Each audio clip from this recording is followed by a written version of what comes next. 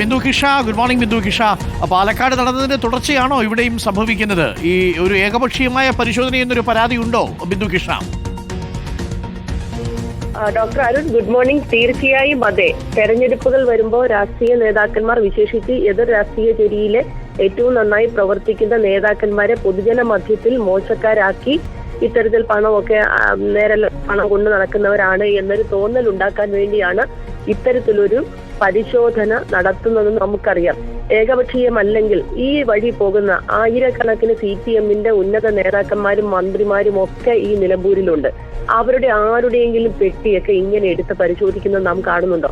പാലക്കാട് ഞങ്ങളെ അങ്ങേയറ്റം അപമാനിക്കാൻ ശ്രമിച്ച പാതിരാത്രി ഞങ്ങളുടെ മുറിയിലേക്ക് ഇടിച്ചു കയറി അതേ പിണറായി പോലീസ് അവിടെ പാലക്കാട് ജനത മറുപടി പറഞ്ഞിട്ടും പാഠം പഠിച്ചിട്ടില്ല എന്നതിന്റെ ഏറ്റവും അവസാന ഉദാഹരണമായി ഇതിനെ കാണുവാൻ കഴിയും. ഈ തെരഞ്ഞെടുപ്പിൽ നിലമ്പൂരിൽ അവർക്ക് രാഷ്ട്രീയം പറയാനില്ല.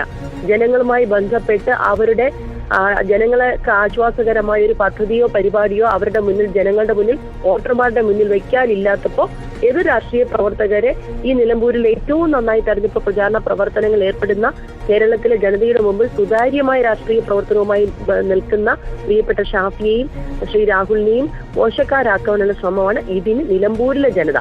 കേരളത്തിലെ മറ്റ് 139 നിയമസഭാ മണ്ഡലങ്ങളുടെയും ജനങ്ങളുടെ വികാരത്തിന്റെ പ്രതിഫലനം തന്നെ വോട്ടിലൂടെ തിരിച്ചു കൊടുക്കുമെന്ന് ഉറപ്പാണ്. ഒരു കാര്യമുള്ളത്, ഏകപക്ഷീയമായ പരിശോധനയാണെങ്കിൽ തീർച്ചയായിട്ടും അത് അവലംബിക്കപ്പെടേണ്ടതാണ് ബിന്ദു കിഷ. മാത്രമല്ല, ഇന്നലെ രാത്രിയിൽ ഇവർ വരുന്ന സമയത്ത് ഡിക്കി പരിശോധിക്കാൻ പറയുന്ന സമയത്ത് ഡിക്കി തുറന്നു കൊടുക്കാൻ തയ്യാറായിരുന്നു. ഡിക്കി തുറന്നു കൊടുത്തപ്പോൾ വീണ്ടും പെട്ടി പരിശോധിക്കണമെന്ന് ആവശ്യപ്പെട്ടു എന്നാണ് നമ്മൾ മനസ്സിലാക്കുന്നത്, അല്ലേ ബിന്ദു?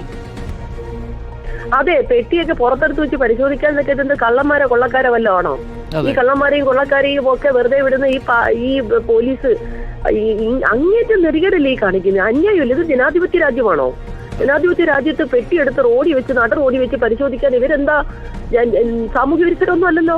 കേരളത്തിൽ ജനങ്ങൾക്ക് അറിയാവുന്നതല്ലേ ഈ പണമൊക്കെ ഇങ്ങനെയാണോ കൊണ്ടുവരുന്നത്? ഇവിടെ എത്ര കോടിക്കണക്കിന് രൂപയാ CPM ഒഴുക്കുന്നത്? എവിടെ നിന്ന് വരുന്നെന്ന് അന്വേഷിക്കുന്നുണ്ടോ? ആരെങ്കിലും ചെയ്യുന്നുണ്ടോ? ഞങ്ങളെ അപമാനിക്കാനുള്ള ഈ ശ്രമത്തിൽ നിലമ്പൂർ വോട്ടർമാർ മറുപടി കൊടുക്കും. വീണ്ടും വീണ്ടും ആവർത്തിക്കുന്നത് അങ്ങേയറ്റ അപഹാസ്യമല്ലേ?